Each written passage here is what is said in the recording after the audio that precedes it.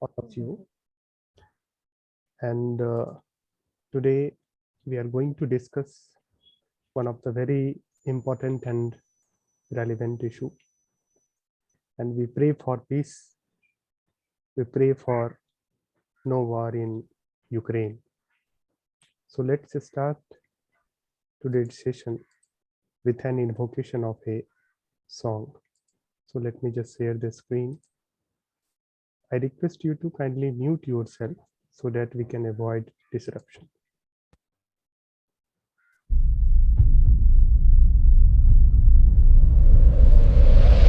Теперь все разводит, говорит бабушка. Я пойду возьму автомат, буду защищать. So thank you so much for your kind attention. And first of all, my greetings.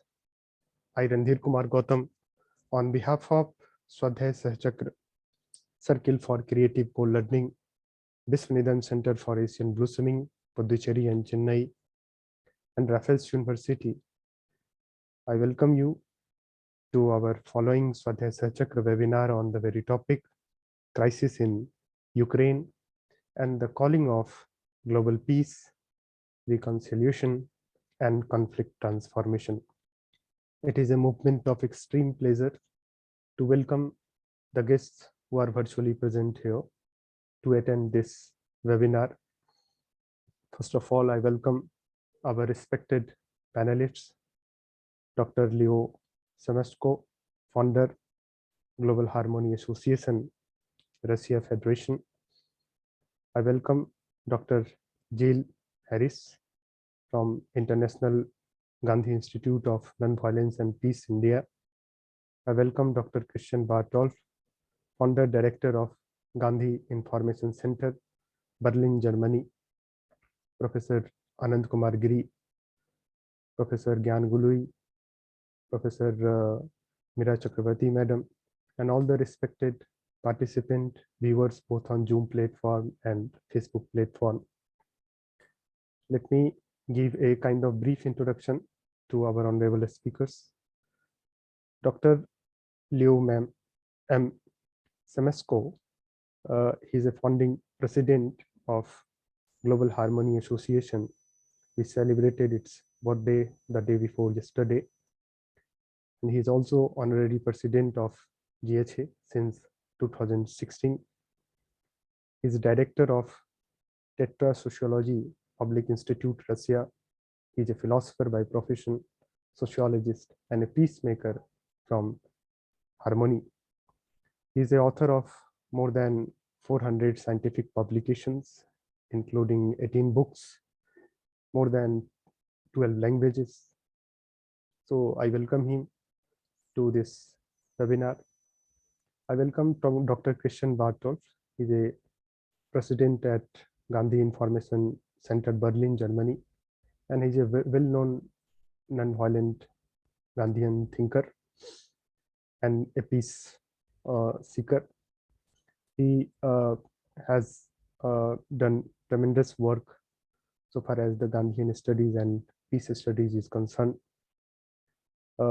He has contributed immensely in the field of non-violence and peace education through speeches in various university conferences, workshops, newspaper articles, and he has published books and many web talks around the world. I welcome him to this very important talk. Let me also give a kind of brief introduction to our SOHSS Circle. It is an initiative of studying and learning together self, culture, and societies and the world. Friends associated with SOHSS are eager to walk and mediate with new horizons of thinking and new movements of social and cultural change at work in our contemporary world. We study seekers such as Sri Aurobindo, Mahatma Gandhi, Chittaranjan Das, a creative soul and thinker from Orissa, and many others around the world. We also present our own writings and reflect upon our creativity together. We also invite seekers from different fields of life to share with us their life's vision, sadhana, and a struggle for creating a world of peace, world of beauty, dignity, and dialogue. We meet every Sunday or sometimes on Wednesday. We are nurturing this talk with the help of School of Humanities and Social Science of Raffles University and many other institutions in India and abroad. So with this brief introduction, now I would like to invite Professor Anant Kumar Giri sir to kindly moderate today's session.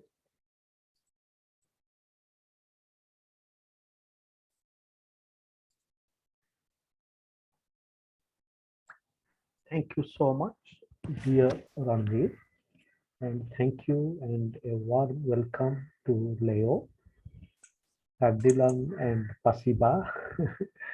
Our last meeting was some years ago in Delhi, and it was an evening. And before that, we also had met in Gothenburg. So after the International Sociological Association, we took a day of work and experiencing Gothenburg, this beautiful city in Sweden, together. So Leo is a deep nurturer of Global Harmony Association, and say warm welcome, and also warm welcome to Christian, Dr. Christian Bartolf, and also our Jill Behan. I had a word with Jill Behan yesterday.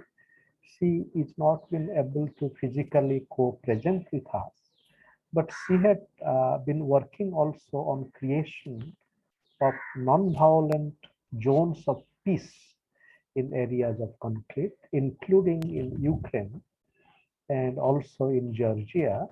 And she had shared with me a statement from the Georgian citizens on the creation of non-violent zones of peace in Ukraine. And I also received a very important communication from Leo. Unfortunately, I saw it only 5 minutes ago. But given the paucity of time, I have still been able to incorporate some of his points into a PowerPoint, and the remaining I will present from his text.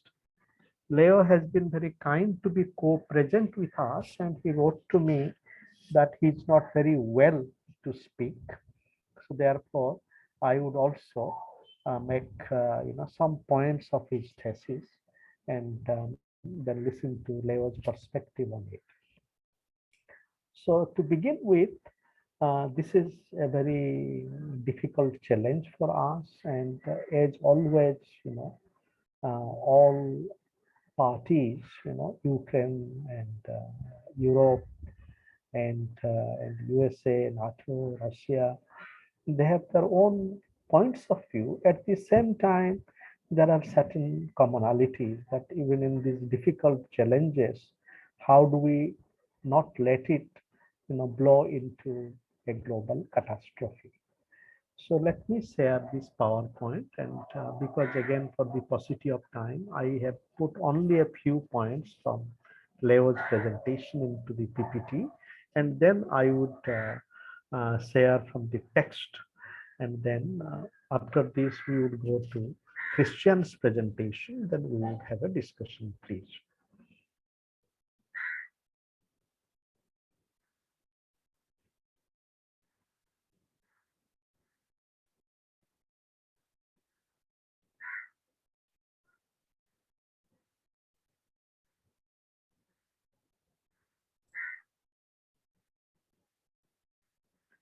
So this is Leo has sent the text, and it begins with a deep crisis and degradation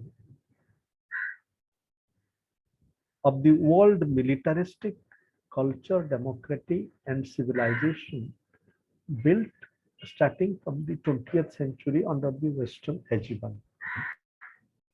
Gandhi predicted that the West dominant violent civilization and democracy lead to its inevitable internal self-destruction and self-denial. Today, they are being demonstrated in Ukraine, which has become, I cannot read the whole thing. Randhir, how do I? Okay. You can just click upper side. 1, 2, 3, fourth. Okay. So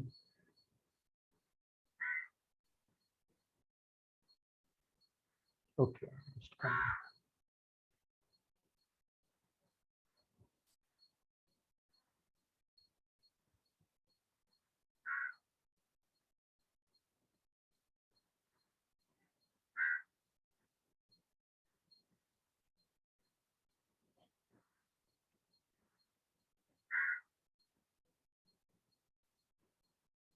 Yes. So the USA, its entire history in 246 years, by 93%, 22 to 9 years is military. So what Leo is challenging us to realize the militaristic dimension of US history and its current policy. Then about the current Ukraine government, Leo writes, the Ukraine new government contained far-right and Nazi parties such as the Svoboda party and others associated with a coalition of right-wing groups called the right sector. In Ukraine today, there are openly fascist militias, swastikas chalked on walls or displays on jackets, and torchlight marches through the streets with people chanting anti-Semitic and anti-Russian slogans. And he has given a page to help us understand this. Then he goes on, the US NATO are pumping lethal weapons and military trainers into Ukraine, occupying its territory and preparing its armed forces and population for a provocative attack on Russia. One journalist accurately noted that USA plans to fight Russia to the last Ukrainian. Then he goes on, almost a century back, Western militaristic democracies cherished European fascism, primarily Germany, aiming against Russia, USSR, and opening the second front only then, a year before the complete defeat in June 1944. When the inevitable collapse of the Hitler's Third Reich was obvious to limit the winner, we suffered enormous sacrifices, more than 27 million disparate with Western.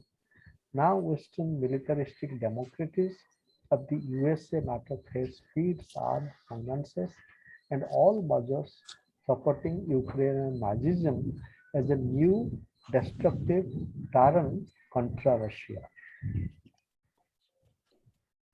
And then Russia's attack on Ukraine is ruled out because this aggression in any case will turn into a complete moral and historical collapse for it. And I suppose Leo is meaning that if there is an attack, it would lead to moral and historical collapse of Russia. I hope he means that. Is it okay, Leo, that we are reading your statement in this way, that if Russia attacks Ukraine, it will lead to its moral and historical collapse? I just seek a clarification. If possible, you can kindly clarify. Otherwise, we read your thesis. Only people absolutely not understanding Russian peace-loving and civilizational essence, which is fundamentally different from the West militaristic violent essence, can talk about aggression of Russia against Ukraine. Today, is it not Russia, but the NATO is secretly preparing to attack it in order to draw it into an armed conflict. There is irrefutable evidence for this. US and Ukraine are already secretly preparing for all the war with Russia and they intend to make it happen. So this is the thesis that I could put it into the PowerPoint. And now let me go to the text, please.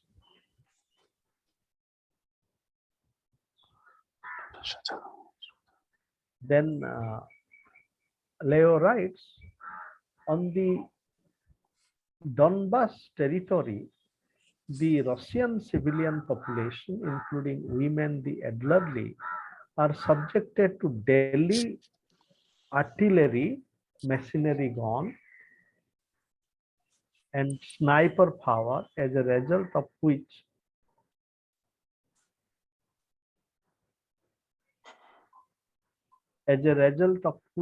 uh, they are subjected to daily artillery, machine gun, and sniper fire, as a result of which more than 14,000 people, including thousands of children and women, have died in 8 years. Kiev's pro-Nazi regime turned Donbass, the center of civilized Europe, under the viewing of US NATO militarism and expansionism, into a neo-Nazi Holocaust and genocide for 8 years, just because its Russian population wants to preserve their ethnic culture and their native language.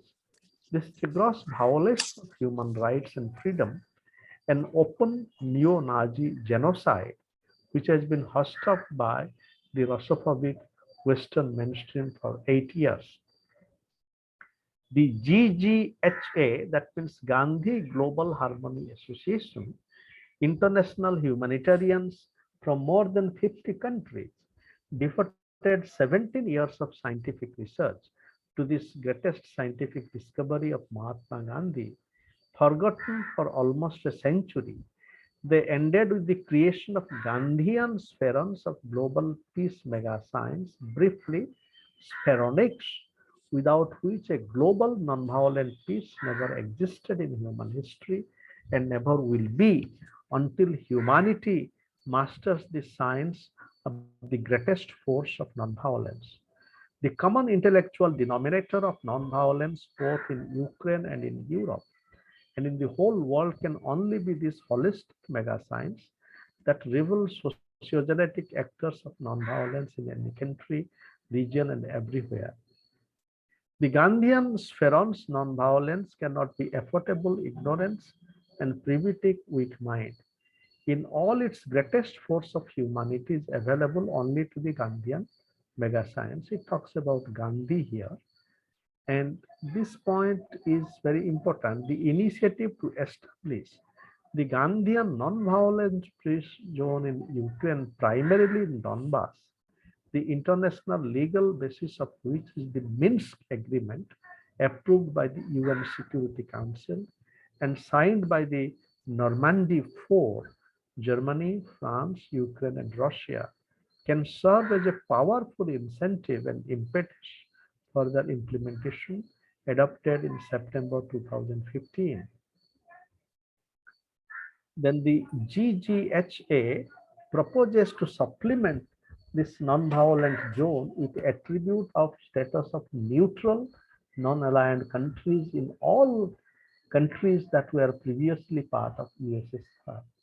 Because of the belt of these countries around Russia, which for the past has become part of the aggressive militaristic US NATO bloc, is a constant source of peace in Europe and the fuse of a new third world war.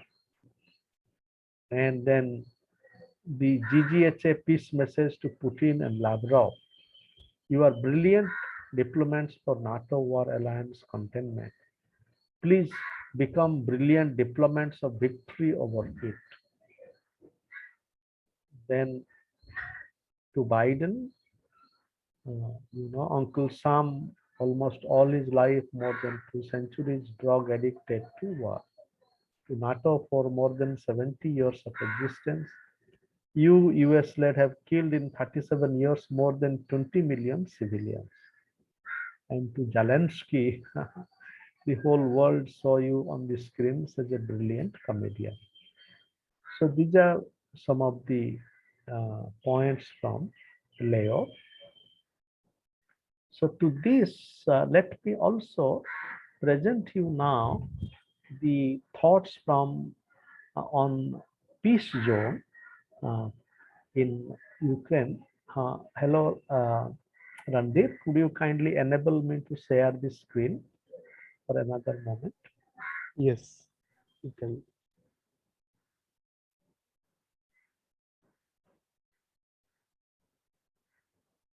Okay, now I share with you, but Jill had sent me presentation of Georgian citizens in support of peace zones. The situation between Ukraine and Russia is grave. Ukraine, like Georgia, Armenia, Moldova, and other post-Soviet states, is still facing Cold War style imperialism from Moscow. It looks like Russia and NATO countries have assumed new Cold War positions from which it seems difficult for them to retreat without suffering heavy political losses domestically. This is only benefiting military-industrial complex, the biggest enemy of the whole humanity, according to great American President Dwight Eisenhower. As a result of imperialist action and massive war propaganda in media, the whole world community is polarized and precipitously. So one common theme between Leo's presentation and this is the whole challenge military industrial complex. And this is something I think Christian would help us, and then we'll come to the discussion. And the military industrial complex, is it only limited to USA and NATO, or is it also part of Russia? Secondly, this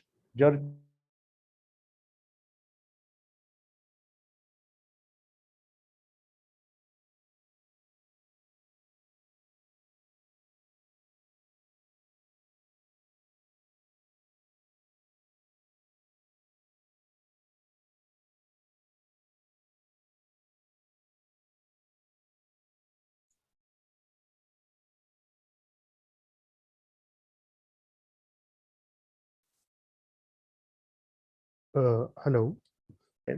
about the threat.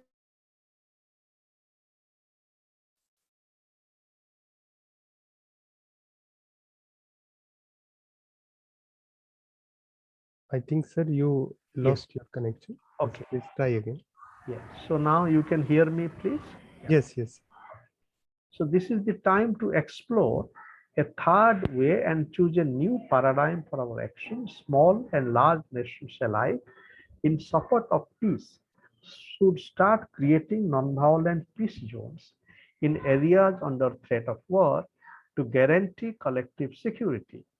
Corridors of peace, buffer zones, demilitarized territories have been successfully tried in areas of armed conflict because it lowers threat levels.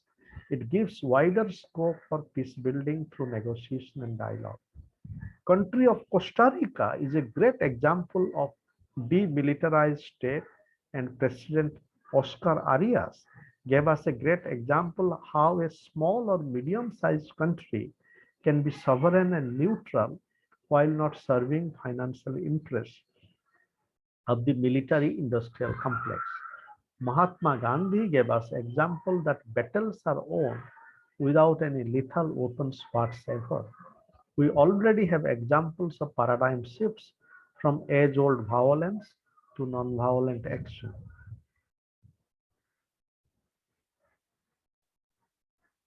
The establishment of non-violent peace zones would enable a third way of dealing with conflict between NATO alliance and Russia, reducing escalation of war in Ukraine, conflicts in the South Caucasian region and elsewhere.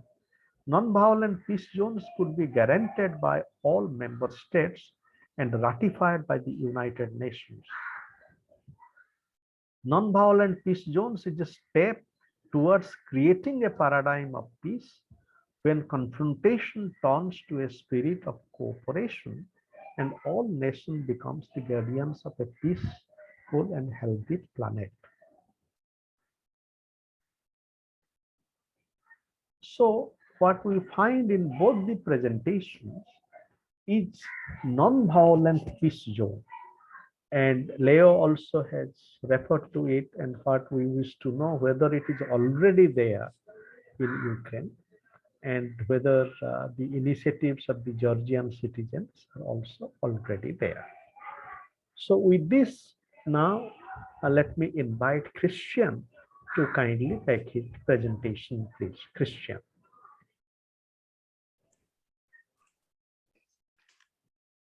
Yes, can you hear me? Yes, please. Yes, that's nice.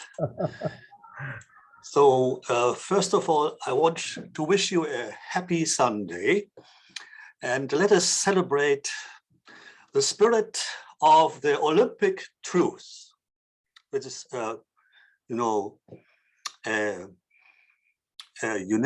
unanimous concept that during the Olympic Games there should be no hostilities between nations, no use of military weapons, right? Each day of the Olympic Games. And today is the end of the Olympic Games. So what a great concept, right? And Pierre de Coubertin revived the old tradition of the Olympic Games, and all participating nation members of the International Olympic Committee signed this. Why only during the Olympic Games, right? A good question, yeah? Why not tomorrow? And why not the week to come? And why not the month to come, right? And why not the year to come? And why not for all future of mankind, right? First. So we are today in the spirit of the Olympic Games, right? It's for peace. So, happy Sunday. Second, actually, we should all together bring a kind of moment of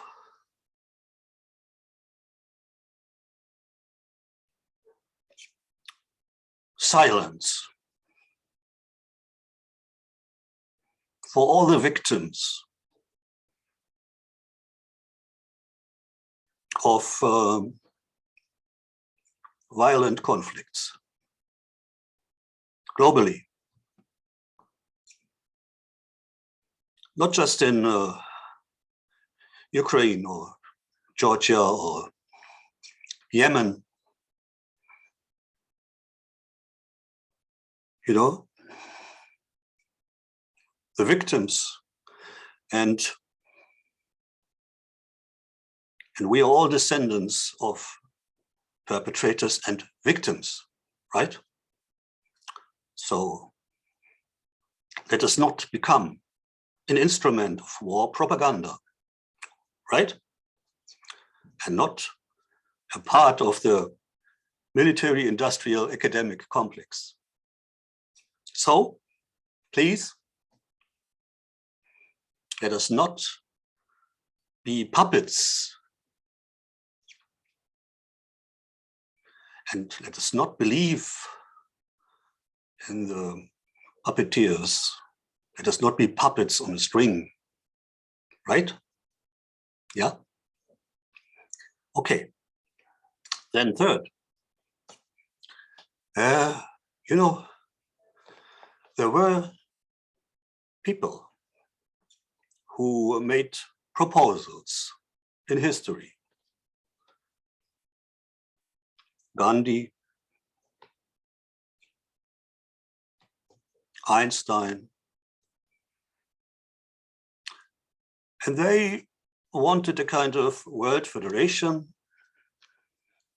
abolishing national armies, bringing about a supranational authority, international arbitrary courts with authority, settling border disputes, territorial claims. It would be good to write the history of mankind, not just national history, no, but history of mankind, to bring about peace. Peace history, history of peace, not history of war. Then next point. You know, this concept of non-violent resistance, really, this is something we should take serious and not just marginalize, because it doesn't fit into the patterns of national ideologies or nationalist ideologies.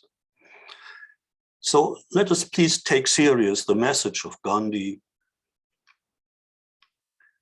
and Tolstoy, the message of non-violent resistance instead of violent resistance. Satyagraha, based on the concepts of Henry David Thoreau's civil disobedience and on the concept of Leo Tolstoy's non-violent non-cooperation principle, which he derived from Etienne de la Boétie, as we know, dating back to Lao Tzu. And then identify with those who are attacked, who are in danger of losing their cultural identity or nation all over the world.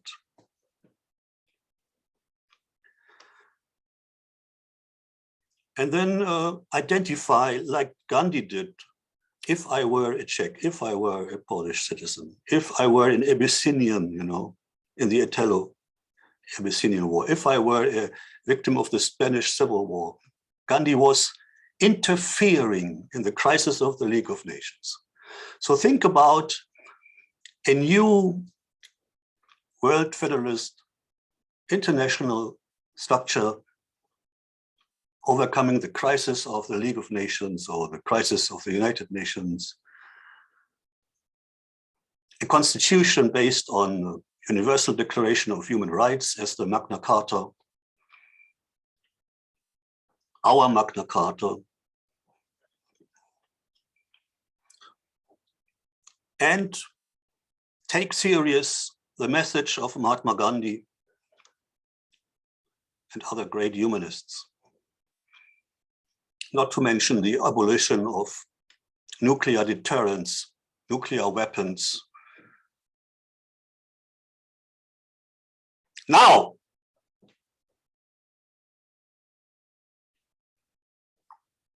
not tomorrow. This is one thing.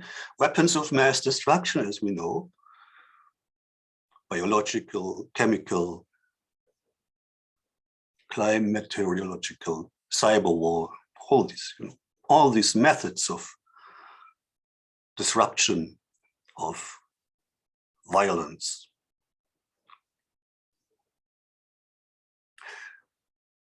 Then, in this situation, which is a crisis not only of Russia, of the Russian democracy or the Ukrainian sovereignty, but also the crisis of the international system based on military pacts as means of security and nuclear deterrence policy, etc., which is the crisis of us, citizens of the member states of the United Nations.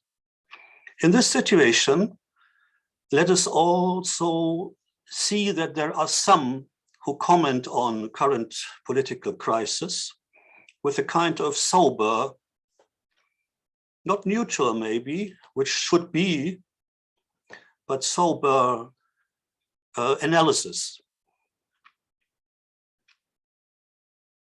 You know, I'm not advocating a one-party, so-called one-party democracy, like in the People's Republic of China. But I would recommend you to see the comments of the Chinese foreign minister in this situation, who expressed, for example, the inviolability of borders.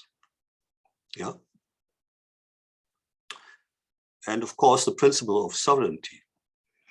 And of course, we face a problem because on the one hand, there is the non-intervention principle and the self-determination of peoples.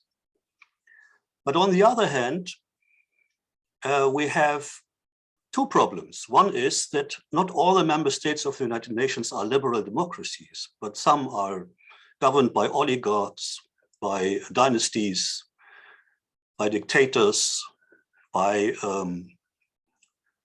dictator parties, dictatorial parties with different ideologies, authoritarian. And then we have another problem that actually, if you say non-intervention, then you need to say, yes, that's right, no violent intervention. So no war, like the Chinese foreign minister said yesterday during the Munich conference. But you know, the statement of the Chinese foreign minister is interesting because it also reminds us that great humanists like Einstein and also Gandhi would not advocate non-intervention, but non-violent intervention. So we have not just the paradigm, which is almost forgotten, of an alternative to military defense, like the paradigm of civilian defense, promoted by great political scientists like Gene Sharp, Adam Roberts, Theodor Ebert, and others. But we have also, this is directed against the situation of coup d'etat, of military occupation, yeah, as a non-violent defense alternative based on the principles of Gandhi and Tolstoy. And then you have another, you know, another necessary alternative to create nowadays to keep the responsibility to protect in a non-violent way, without the option of military intervention. So you have to find ways of non-violent intervention in spite of the principle of self-determination of nations or peoples, and in spite of the necessity not to cause the escalation of war. And we cannot imagine the effects of an automatic escalation of responses in a nuclear war scenario, which might be the deluge of mankind. And Gandhi was warning the multiplication of atom bombs. It was the West, of course, but it was also now, you can say, the new powers, nuclear powers, challenged to find a way out of this, not to endanger mankind. And I today want to take the chance to say that the nuclear deterrence, decade-long, is a constant and uninterrupted creation of fear of people in different nations to lose their life in an instant. Because of escalation from local regional conflicts to a nuclear battlefield without borders. So you see, there is a multi-dimensional challenge for us who respect the tradition of nonviolence and peace, and to want to overcome militarism, nationalism, and the military, industrial, bureaucratic, academic complex we are facing in our nations. But these are, you know, specifically in nations where security systems, like in Stalin's time, the KGB, for example, or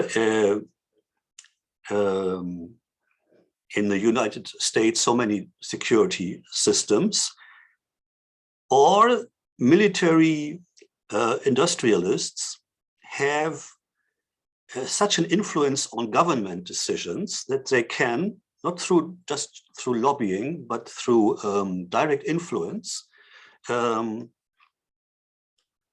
they could manipulate government decisions or put pressure on government officials, even presidents. And the last point I want to make is, I want to remind you that last year, we as a non-governmental organization, the Gandhi Information Center, Research and Education for Nonviolence, a society for education based in Berlin, but with international membership, we wrote 2 letters to the President of the United States, Mr. Joe Biden, and to the President of Russia, the Russian Federation, Mr. Vladimir Putin.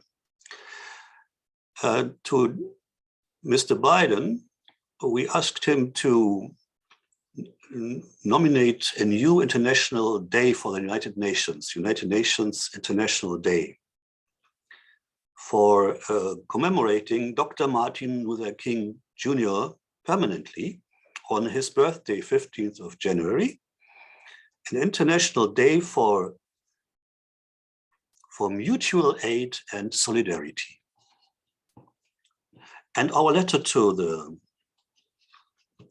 President of Russia to nominate a new United Nations International Day in honoring and in memory of Leo Tolstoy on his birthday, 9th of September, United Nations International Day for Compassion and Empathy.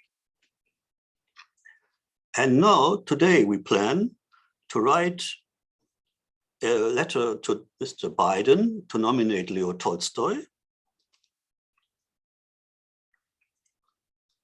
and to Mr. Putin to nominate Dr. Martin Luther King Jr. Today, we will write these letters and send them tomorrow. And we hope we will get an answer today. Not, but during the weeks to come. Maybe some kind of appreciation that these days are missing, because Dr. Martin Luther King Jr., as well as Leo Tolstoy, deserve such an honor, like Mahatma Gandhi on 2nd of October, and Nelson Mandela. And now my last point is India. India was asked by Dr. Martin Luther King in his farewell address, 1959, to unilateral disarm. Because both superpowers of the Cold War, Soviet Union and United States of America, were not prepared to do so. So that was the message of Dr. Martin Luther King Jr. And Mahatma Gandhi's message at the Inter-Asian Relations Conference on 2nd of April 1947 was to nuclear disarm. So, and there is, as we know now, almost widespread and unanimous, almost unanimous agreement on the legal abolition of nuclear weapons, the legal abolition of nuclear weapons, which shall be adopted by all the nations who own nuclear weapons, including Israel, and including Pakistan, India, and North Korea. And we shall not punish any nation to nuclear disarm. Neither Ukraine, nor South Africa, nor Brazil, you understand, or Kazakhstan, we shall not punish any nation. So, end of nuclear deterrence. This is the voice of Berlin, and I tell you with which authority I say so. Because I know that Leo, for example, is a victim of the Second World War because of his family. And now I want to say that my family is also a victim of this Second World War, and I show you why.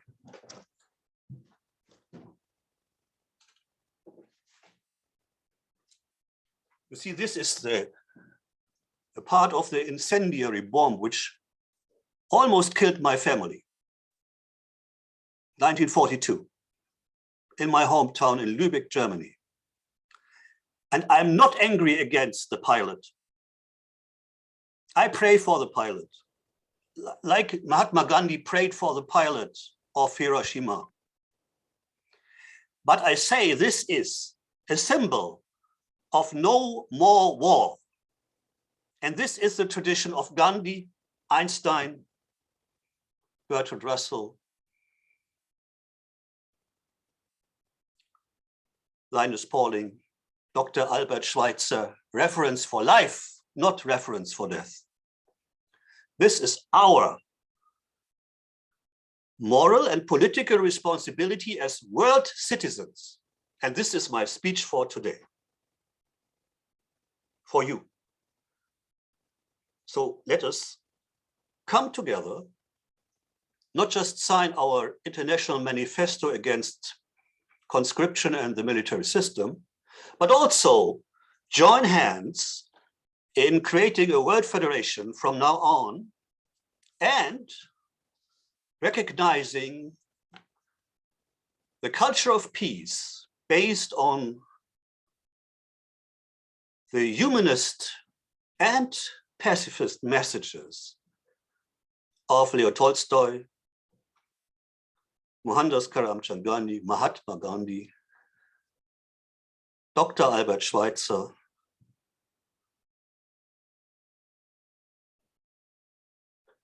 in the Olympic spirit,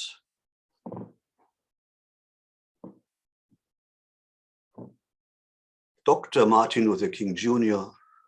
unilaterally, not multilateral, unilaterally take a step, show the world a symbol. Think about the proposals of those who favored nuclear disarmament in the Nehru family and afterwards. Here we are.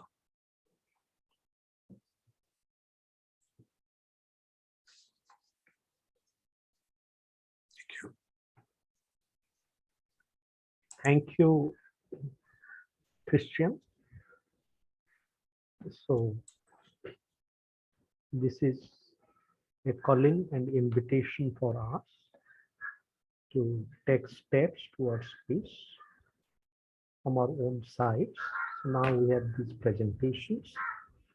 I invite friends who would like to share their thoughts and comments to kindly put it in the chat box. I request Randhir to help me in the process. In the meantime, we are very happy that many of our friends are co-present with us. And we also have some new friends. So let us try with some new friends. For example, we have Mujaffal Rasul. I'm just finding some new friends and I inviting them if they would like to share some thoughts to begin with. Then Janin Santiago, then O'Hara, and we have Michael Elise. So to begin with, I request these new friends, and I say Gabriel Santos. So if you like to kindly share your thoughts, please do. Then we would listen to our, our continued inspiring co-participants like Sudha, Mira, Gamluigi, and others. So first, these new friends, please do kindly come forward and share your thought. Again, I invite all of you, those who would like to share your thoughts, please also put it in the chat box, apart from these friends whose name I have invited, please.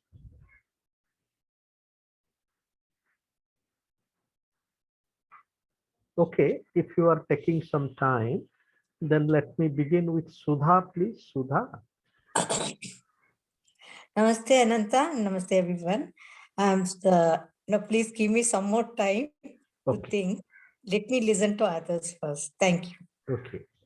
Then Gyanluigi, please.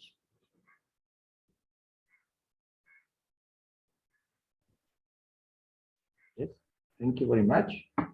I hope I am audible. Yes, please. Yes, I had some problems with the connection. No, I think it was really very interesting. Well, it is difficult to give an opinion about these themes, these subjects, because they are very complex. In this moment, the situation is in development. Therefore, to give also an opinion about the situation which is not clear is not so simple. But I think we can perhaps learn something from the past history.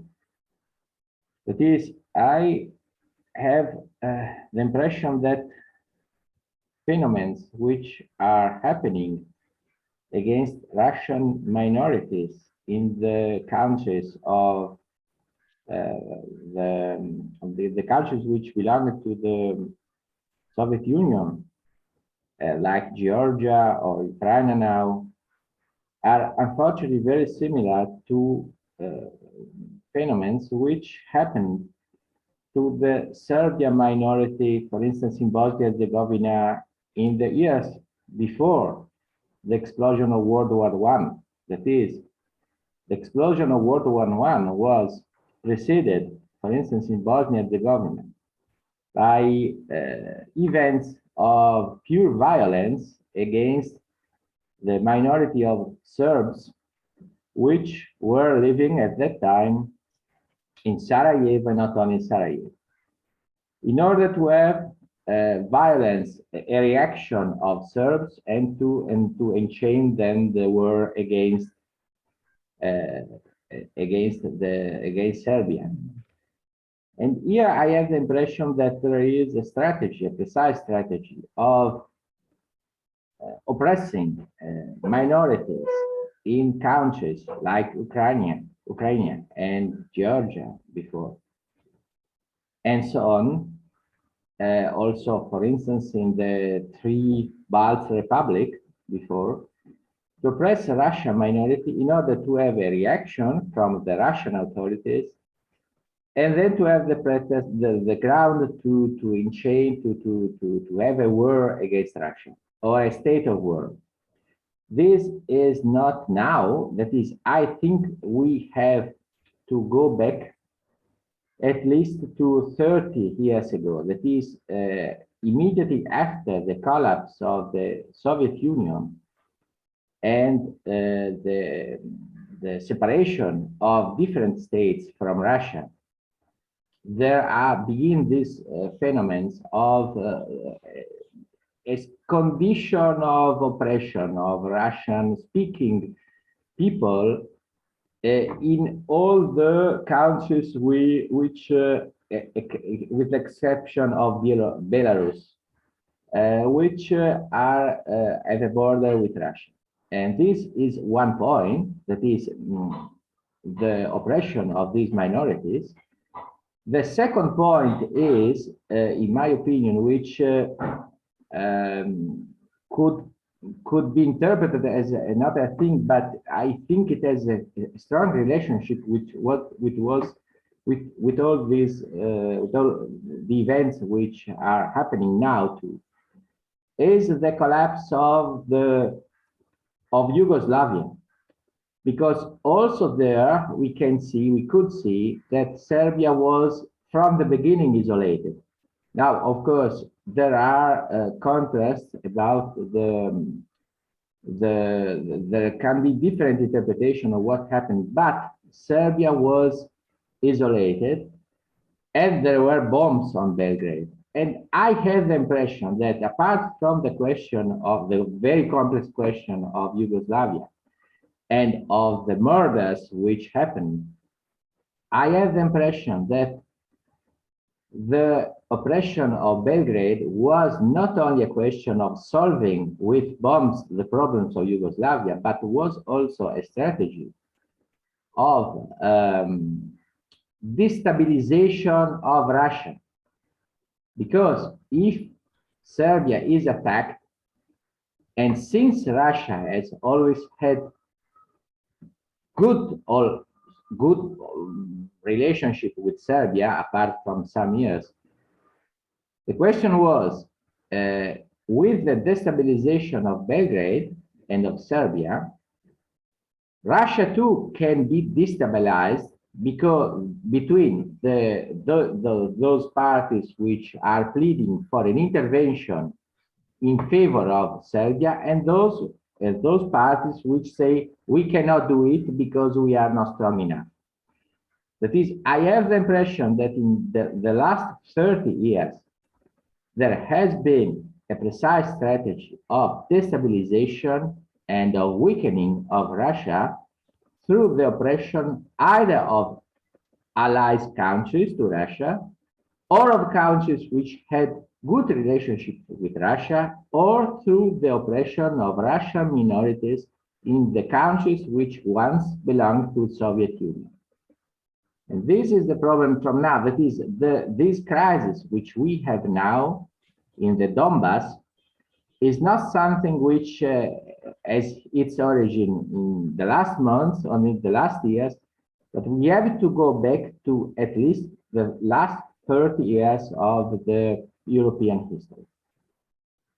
And now, of course, the problem is the more difficult, because it is not something which has come out now or in the last month, but it corresponds to a problem which is going on, has been going on in the last 30 years, at least in the last 30 years. And therefore now the situation is so difficult and so hard and so serious.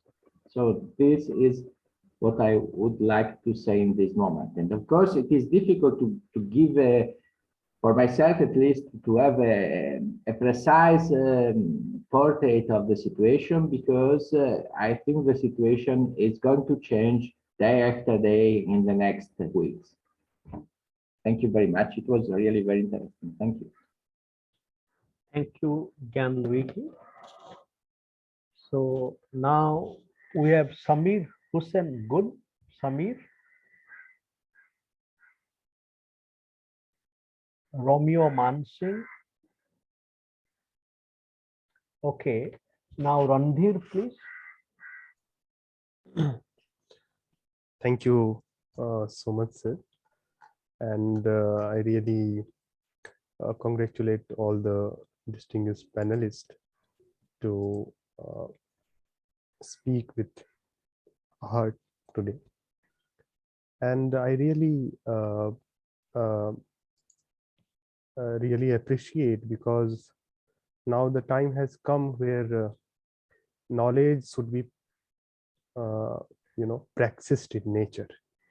Now activism should be there, because if you see the Putin's war against Ukraine, we have to understand what is called beyond the immediate context of situation.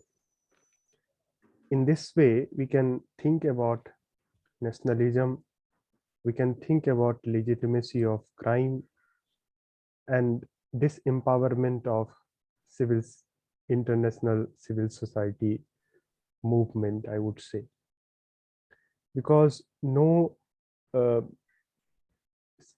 state would like to understand contribution of peace for everyday life, for that matter. No, the issue is particular today with reference to Ukraine, but it is general tendency. The conflict between Pakistan and India, the conflict between any other countries in the world, the kind of nationalism we are experiencing is really, threatening for us, because even with the advent of this COVID, we have understood that how, I would say the misuse of money in this manner is very, very harmful, but we are not able to understand. And I was just going through a kind of understanding of public opinion. I have gone through so many important countries, particularly in India, where we can see, how media, approached this issue. They don't have any, Dr. Christian said, moral responsibility. They are just using this propaganda and war for as a, totally, in a very irresponsible manner. And this is not with the case of India. Even many South Asian countries, their media, even in social media, we can see it is a kind of war against, between, two ideologies. Nobody even think about, like, it is not a, war of ideology. Even I found in my social media platform, very few people who consider them, a liberal. They are not able to, speak with the manner as we supposed to speak, or for that matter, agitate this sort of nonsense thing. But we are just trying to understand either from the perspective of American hegemony or Russian hegemony. So I think we have to revisit our, conception about understanding war and peace studies, for that matter. Thank you. Thank you, Randhir. And now, Meera, please.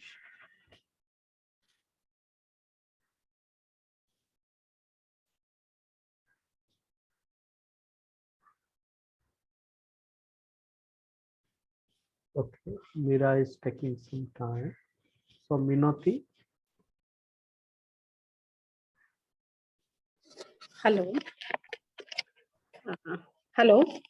Hello, Minoti. Yeah. Good afternoon, everyone. I thank the organizing committee and the panelists for such a very relevant topic for taken for today's discussion. So I was just listening to the peace building process, which actually takes a development of a constructive personal or group political relationship between all the strata of the society. So I was just focusing in one part of the peace building process, like the strategic peace building, where that when that thing is being discussed.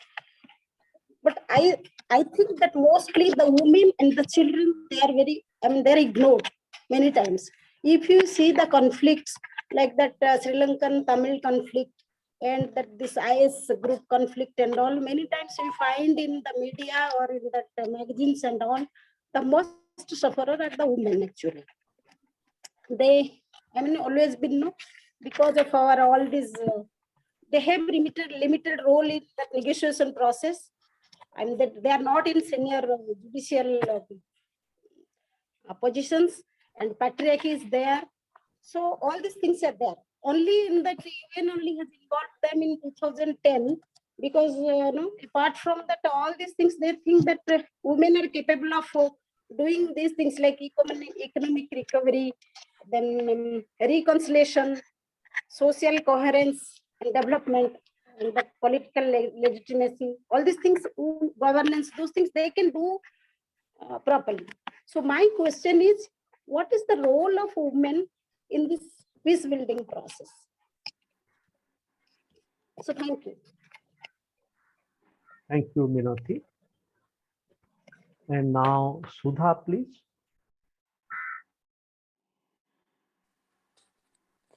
Hello. Hello. Actually, it's very difficult to say exactly who is right and who is not right here, or who is wrong.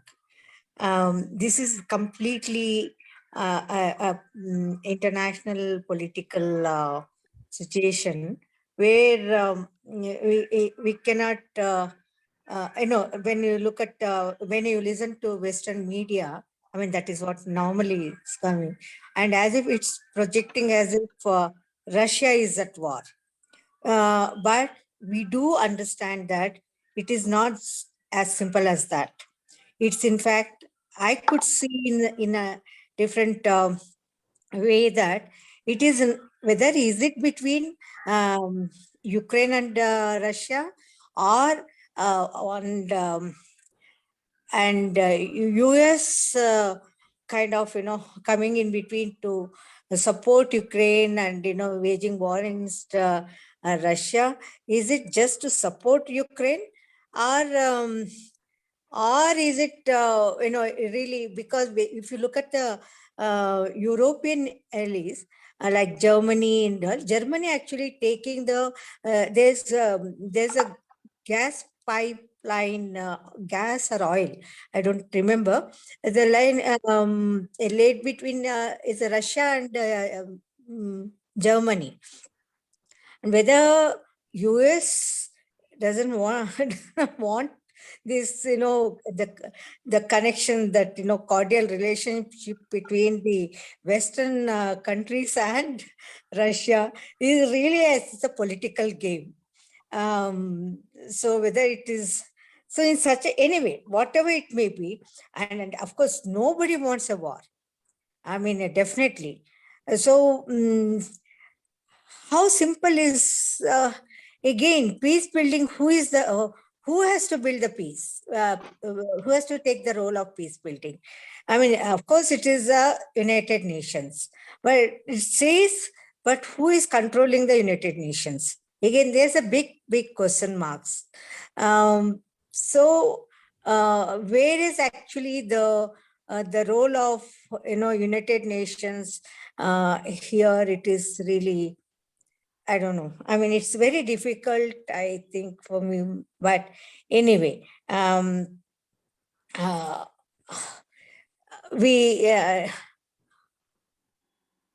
think the more and more, people from all the countries need to voice, come out against these wars, waging any wars anywhere. Not only Ukraine, not only, Syria, everywhere we need to come out. We need to say no to this. But that kind of a powerful voices we need everywhere. Perhaps collectively we need to work on towards this. Yeah, I think presently I'm thinking like that. Thank you so much. Thank you, Sudha. Now we have Professor Grigori with us. Professor Grigori, please.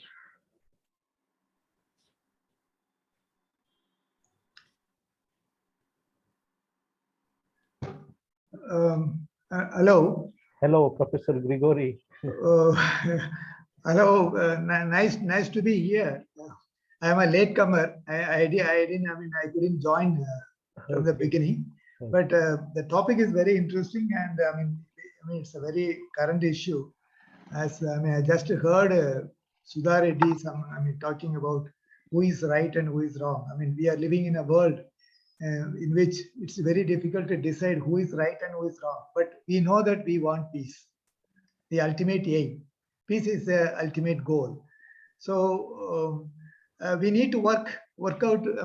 It's all, see, each one's view has to be seen in the context, and we need to respect others' view, and we need to understand others, and that's what missing in the international dialogues.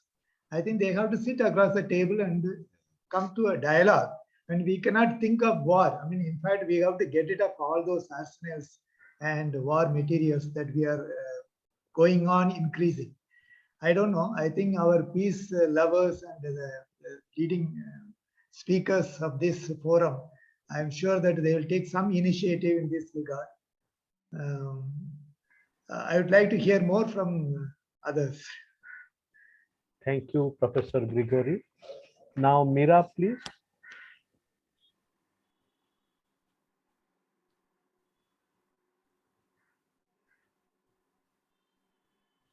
I would like to bring in Christians'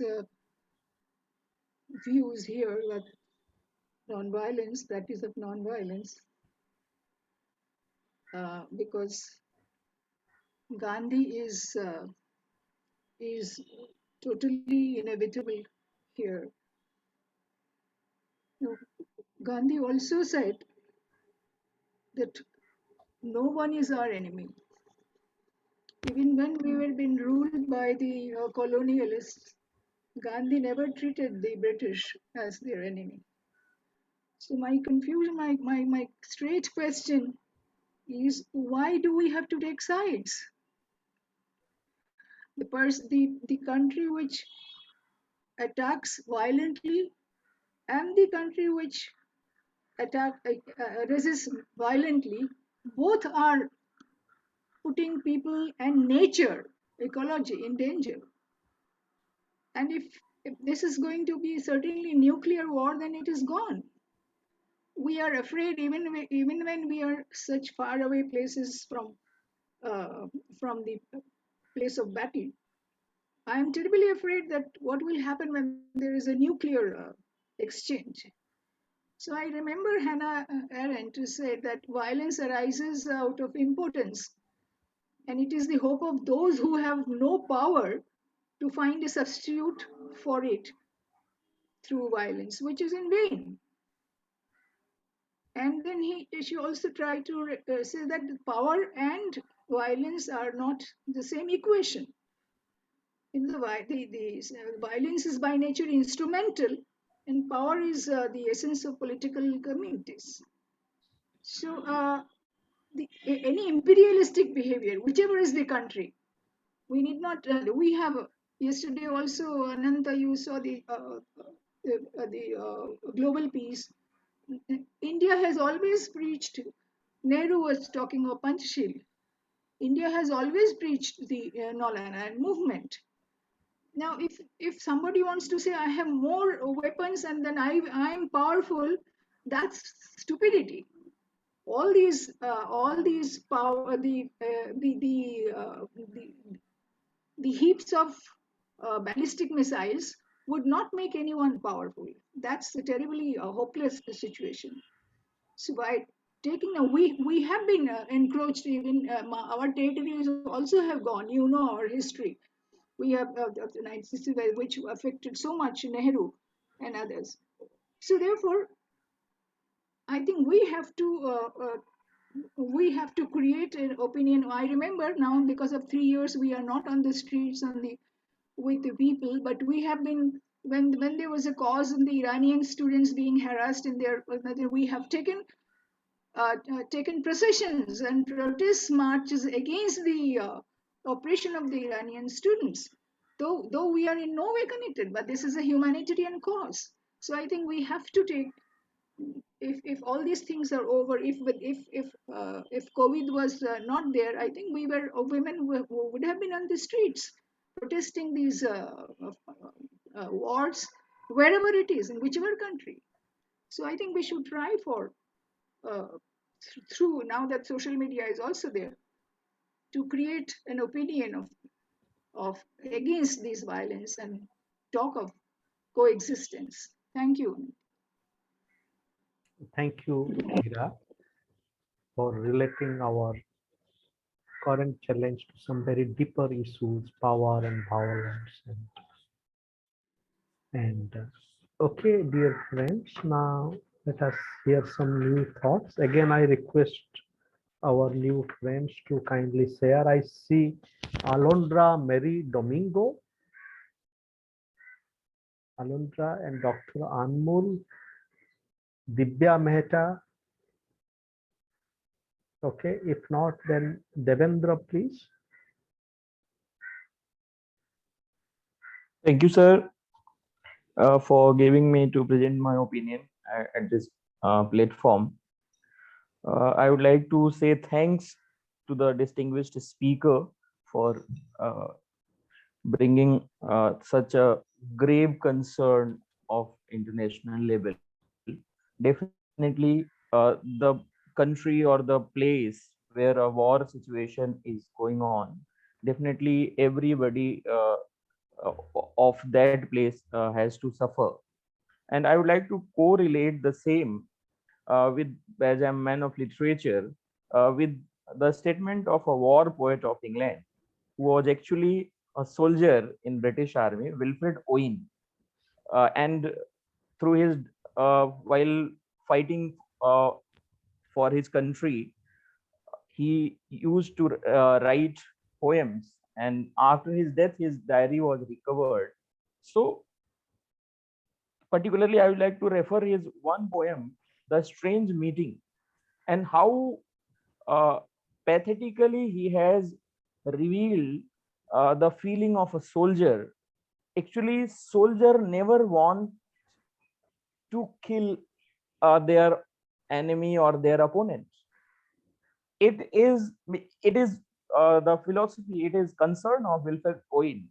Ki we soldiers, maybe from one side and other side, means maybe as a defender or as an attacker, we are left to kill each other, but nobody asks about our feelings.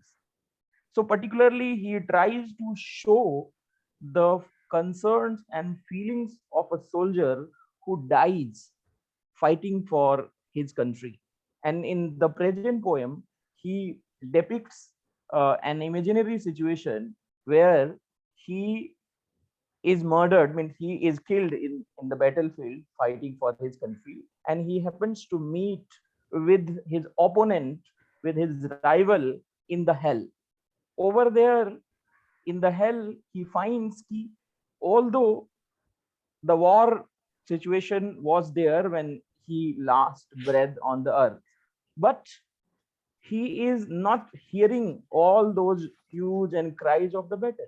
But all of a sudden he realizes uh, somebody is near him and that person is acquainted to him. So that person was the last soldier he shot last day, and that soldier is revealing his agony and saying, "My dear friends," and I would like to quote the last couple of lines from that poem, and these are the words of his opponent, and says, "I am the enemy you killed, my friend. I knew you in this dark," that this dark is addressed to the hell, "for so you frowned yesterday through me as you jabbed and killed. I parried, but my hands were loath and cold.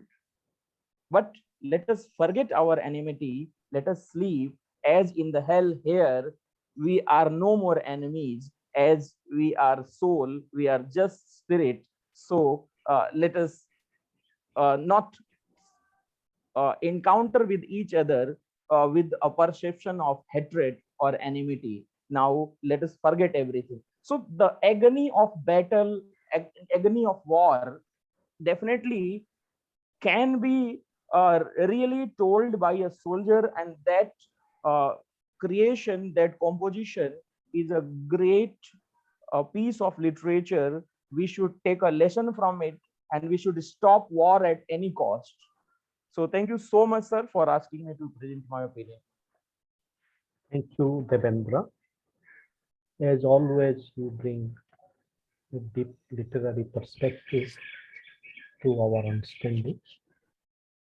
So again, some new friends, Pooja Patra, Rejoice Gangmei, Narendra Singh. If you like to share some, Rubaya Akhter, you are welcome. So now I request Leo. No, Randhir, is Leo still co-present? Yes, he is there. So, dear Leo, so we request you to kindly share your thoughts, if it is possible.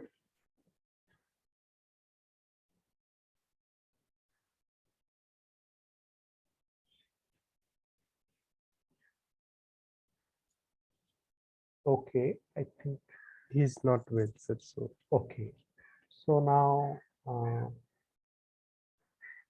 Christian, please, some reflections on our dialogue.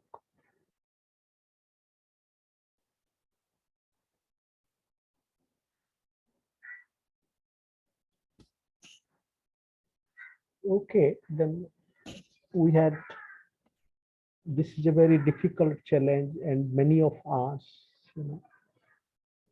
have only beginning knowledge about the ground reality in Ukraine and the multiple challenges of threat, war, and also the wider challenges of authoritarianism and aggression and authoritarianism.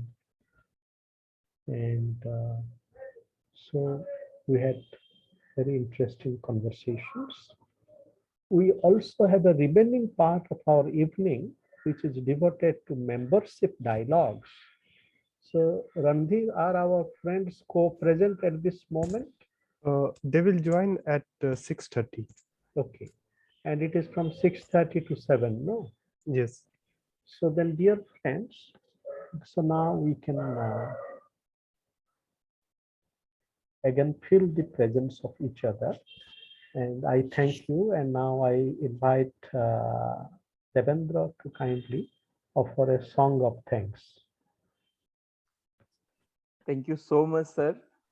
Really, it is a matter of privilege for me to extend the vote of thanks at this August moment. Devendra, you are a student of literature. Why reproduce the vote of thanks all the time? Oh, it's my pleasure, sir. You can So say nice of offer you. a song of thanks, or Yes. dance of thanks. So to sing this song of thanks, I would like to express my deep felt gratitude to Professor Christian Bartolf, sir, for revealing his concerns on war, peace, by correlating the philosophy of Gandhi, Leo Tolstoy, and particularly that personal idea which he revealed, that he himself is victim of war, particularly when his family was almost killed. So it was really, and particularly the moment sir was revealing that idea was very serious, and for that I express my personal thanks to sir. Thank you so much for letting us know the real agony of war. So thank you so much, sir. Next, I would like to express my deep felt gratitude to Professor Gyan Louis Gi, as usual, for expressing his opinion and raising his comments. It was very relevant. So thank you so much. I would like to express my deep felt gratitude to Professor Meera Chakravarti ma'am for presenting your opinion, particularly related to how we should react on any kind of war going on in any corner of world, and particularly by saying yes, if something wrong is going on in Ukraine, we can use social media platform to raise our voice. So really such kind of decision has to be taken, and definitely by raising our voice and joining hand together, we can bring some change in such kind of practices. So thank you so much, ma'am, for expressing your opinion. I would like to express my deepfelt gratitude to Professor Sudha Reddy, ma'am, for presenting your concern. It was very relevant to the subject of the talk. Minti Pradhanji, as usual, very relevant in presenting your opinion related to the subject of the talk. Thank you so much, Minti ji. I would like to express my deepfelt gratitude to all the friends co-present for making us able to conduct such kind of sessions, and without audience and your support, these sessions cannot be possible. So tons of thanks to all the audience. I would like to express my deepfelt gratitude to Professor Anant Giri sir for being the moderator and a kind of role model for planning, preparing such kind of activities, which is really a good source of learning so many multidisciplinary things. So thank you so much, sir. Last but not the least, Professor Randhir Gautam for planning, executing this activity. So thank you so much. I would like to express my greetings and namaste. At last, thank you, everybody. Thank you, Devendra. And also let us reiterate our deep thanks to Leo. Leo, Sir. Semashko. Yes, yes. We all say Pasiba. Pasiba. Pasiba. So, and then we are also meeting at 6:30. I invite all of you, you have got the link, to kindly be co-present at 6:30. Yes, you can join from this link only. We are giving membership, and actually we are trying to get family. Yeah, Thank you very much.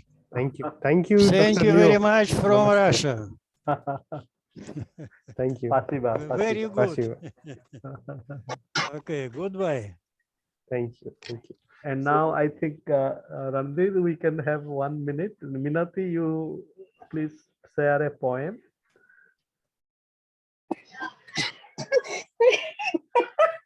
So, means after this thing, poem, I have that old poems only, like that refugee and the war, or those things I had already before I had shared, I think.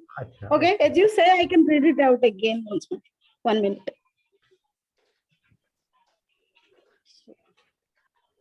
So the poem title is A Refugee. So that is written in a particular form. It is Janaku, that word limits are there. So it goes like that, only that very short stanzas. Refugees live life in difficult condition. Refugees live life in difficult condition, nothing to call truly their own. Tough are the challenges, scaring them forever, breathing, living, packing, and get no breather. Carrying trauma along the journey of life,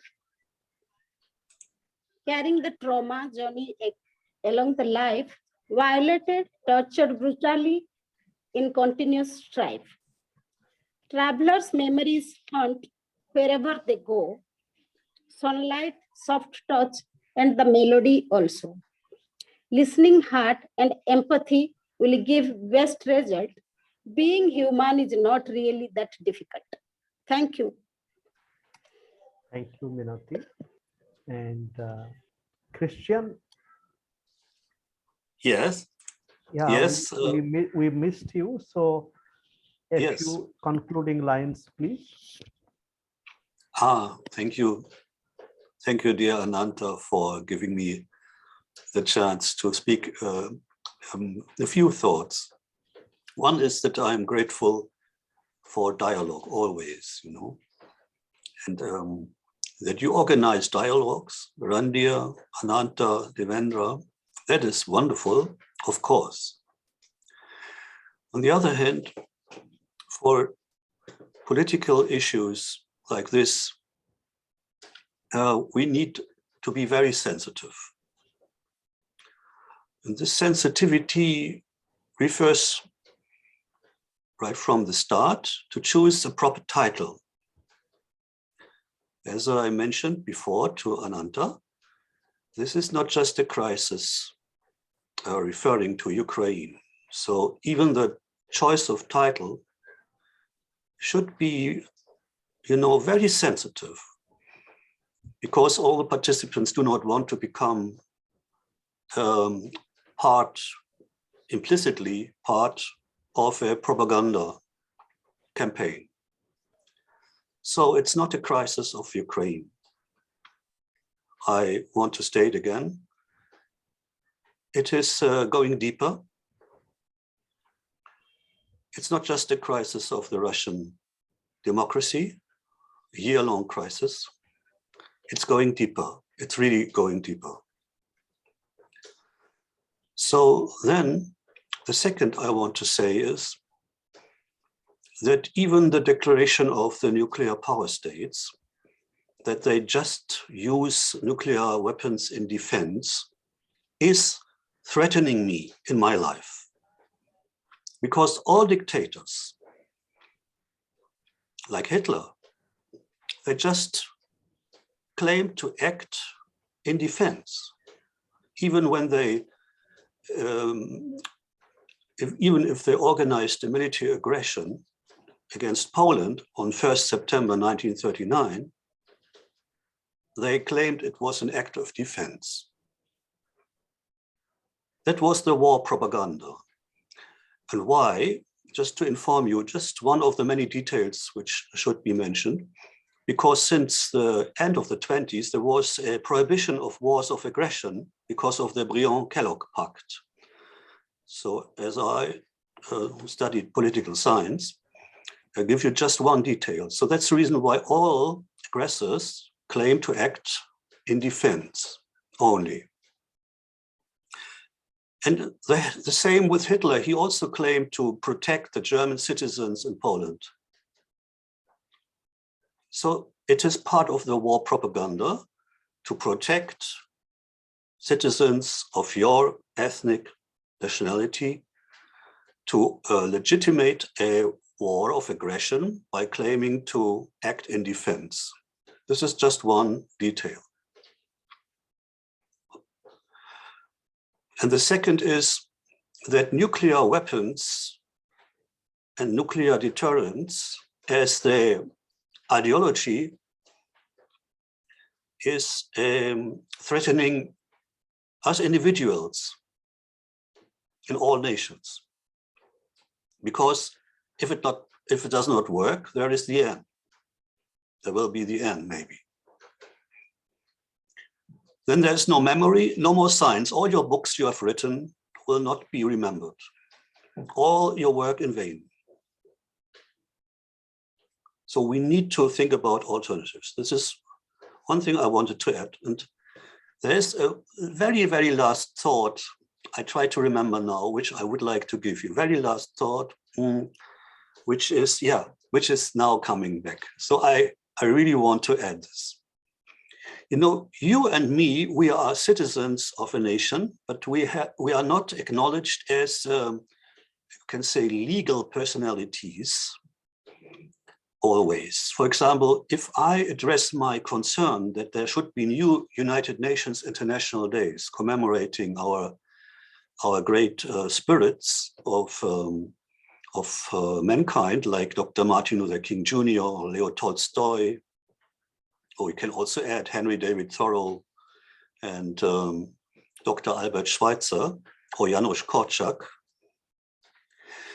then I'm not accepted as someone who is able to nominate this in the frame of the United Nations. For example, the United Nations General Assembly President responded to our request that only governments are able to bring this to a reality. by nominating, by proposing a new United Nations International Day. So the government of India or the government of Germany or the government of, let me say, Ukraine or the government of Russia could do that, but not you and me as a private individual. So that's why we wrote these letters to the presidents of the United States and the president of the Russian Federation to nominate their great spirits for such an international day, linked with the ethical, the ethical message, reference for life, not mutual aid, solidarity, and also the psychological basis, compassion and empathy, just to respond to Professor Sigmund Freud and his skepticism, because we are all constitutional pacifists, but we should find the sources in our human psyche, in our human soul, which enables us to bring about peace. And these are compassion, empathy, and service, the spirit of service and friendship and hospitality, as you always mentioned. That's the reason why I'm really grateful to you that you gave us individuals, for example, me, a voice in this forum with this media, and you organized this, because it's a difference if I create my own media or if I share my thoughts in your circle, in your open circle, in your blossoming, wonderfully blossoming circle, which I would like to participate in future with those who understood, for example, Gandhi's interpretation of the Gita, like Gianluigi Segalerba, and who understood the single-minded devotion, the disinterested spirit, Stita Praja, in addition to the Atman, to find a way out of this passion of greed, greed and jealousy and competition and all this, rivalry and anger, all these vices. We have not only the vices, the 7 vices, we have also the 7 virtues. Yeah? So in our modest media, for example, on Facebook of the Gandhi Information Center, we highlight these, these traditions, precious traditions, to find again the roots of our virtues, not just of our vices, and emancipate from this mimetic rivalry with doubles who seem to be nationalists with different tickets, militarists with different tickets, with different ideological tickets only, and think that only the good brings out something new, and the evil, the tension of evil, makes you ugly. It's not beautiful to see this. So really, Ananta, it has been a really good idea. It would be a good idea, to come out of our crisis. Thank you. Dear Christian, for this we would have to walk in Tiergarten. Also outside. and work in the streets of Bangalore. And those of you who do not know Tiergarten is the beautiful garden in Berlin. Also the garden of both struggle against fascism as well as garden of peace. So then, dear friends, let us take a little break. Anant bhai, 1 minute. Last time Meera ma'am had said she would read a poetry. So today she's there, she can read for 3 minutes. I would just request you to yes, tell her to. So, yeah, you please sing a song. You invite Mira by singing a song, please come and, let it be a poetic invitation, a singing invitation. So, Mira, please do grace us with your poem. Okay, Minati will not leave. So, okay, No, that day you said you had promised. yeah, we can postpone. Can we have a poetic session only for Ananta? Ananta can arrange only poetry. That will be very nice. It is okay? Yes, Yes, certainly. I will Certainly. invite you because on 6th of the March, we are going to have one session on existential spirituality. Very important poet, Professor Dr. Anant. And on mid-March, one of his collection of poetry, a book called Lustus, Lustus, which is going to be published from this platform only. So we will invite you. That's very nice. Okay, Minati, that's done. Deal. Okay. Not yet. Hello. That is another occasion. Hello, Mira. You promised last time. Mira, you also have created a Minati who is also equally persistent. So, so Mira and Minati, the symbol of persistence. I will get the phone. Just 1 minute.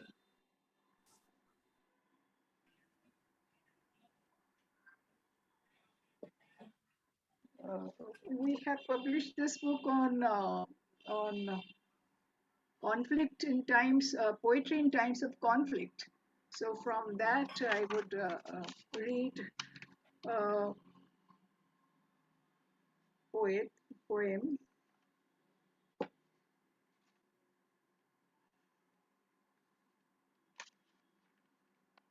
Unseen.